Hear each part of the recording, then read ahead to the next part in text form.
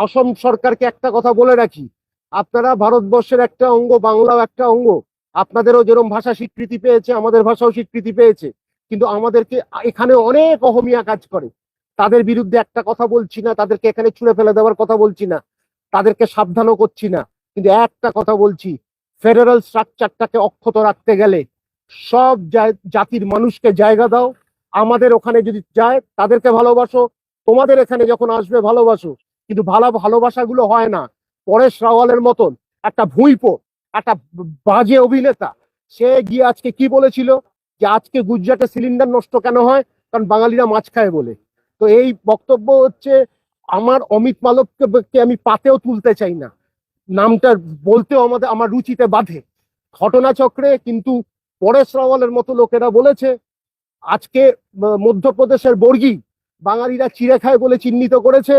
তো এই বর্গীদেরও যেরকম আমরা সরিয়ে দেবো, বর্গী এলো দেশে, বাংলায় আর বর্গী আসতে পারবে না, এটুকু বলে দিলাম।